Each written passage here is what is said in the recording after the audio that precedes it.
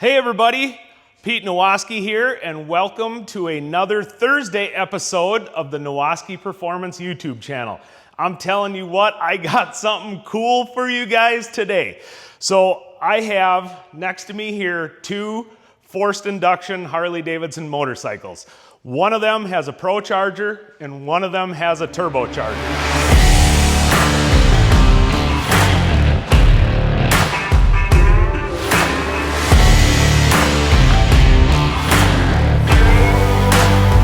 Today, I want to talk about the differences in these forced induction bikes. I get a lot of questions about that. What is this? What is that? How does this work? So I'm just going to kind of go over those details, and as usual, I'm going to try to keep it simple, right? I'm going to keep it simple so everybody understands this. We're not going to go deep into tech. If I get trailing off that way, I'll get back on track. But so we have both of these baggers are twin cam engines. So it's a perfect time to compare them side by side, two twin cam baggers, a 2002 and a 2011. So let's get down to the details and talk about how this forced induction works. Okay, so forced induction.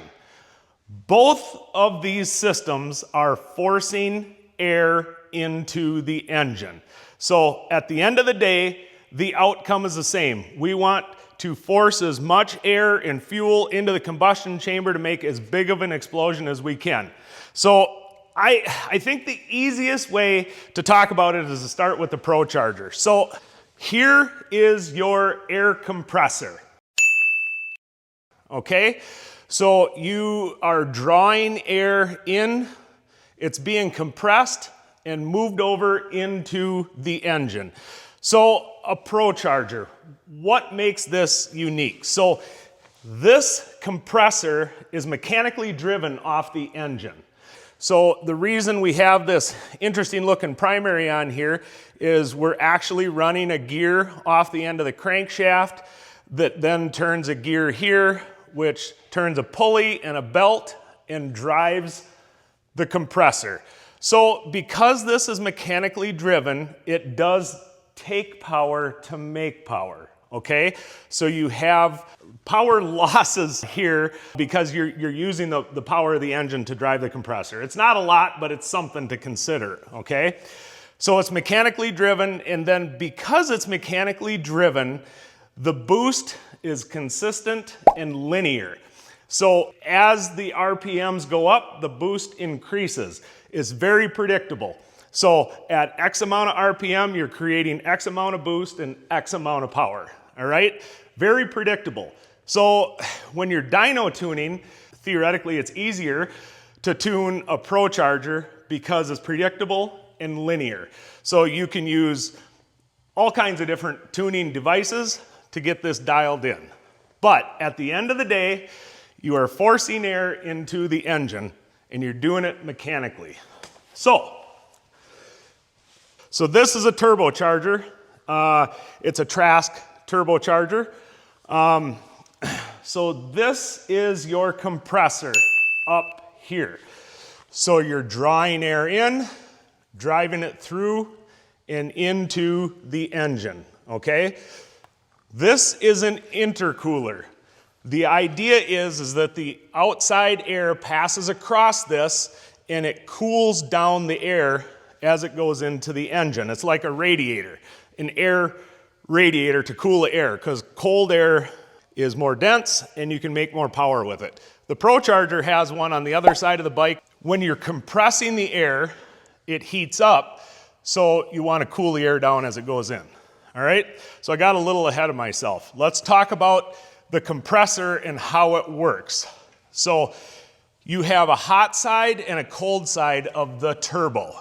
So the air is coming in and going right up here, but with a turbo, the exhaust is driving the compressor. So it's free power. You're not taking power to make power, you're using a waste product to drive the compressor to bring the air in. So the exhaust flows out of the back cylinder here and down to the bottom, and from the front the exhaust comes down to the bottom, it goes through the turbo, spinning up the compressor that's drawing air in, and then the exhaust gas is exited out the back. So the exhaust is driving the compressor to bring the air in. Remember back, let's look back over here. A ProCharger is mechanically driven to run the compressor to drive the air in, okay? So that's pretty simple, that's the difference. So remember I was talking about how this is very linear. Now, back over to the turbo bike. So when you're dealing with a turbo and exhaust gas is driving it, so you end up with variable boost. So when you're dyno tuning, it's a little more complicated because you can have, say, 8 pounds of boost at 3,000 RPM, or you could have it at 5,000 RPM. So we'll talk more about that later, but it just is a little more tricky to tune a turbo, and then you need a more specific tuning device to do that, and more experience too in tuning. So, all right, so this one, both twin cam baggers, exhaust driven turbo, forced induction versus mechanically driven ProCharger forced induction. So those are the differences. The result is the same, more cylinder pressure, but how we get it there is just a little bit different. All right, guys, ProCharger versus turbocharger. Round one, fight! Let's talk about the pros and cons.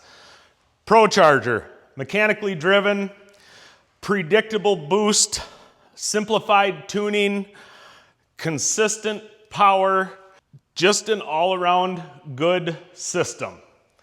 Pros of the turbocharger: it's free power, it's exhaust driven, it's power on demand, boost on demand, yet it still has a lot of manners when you're cruising or running around town.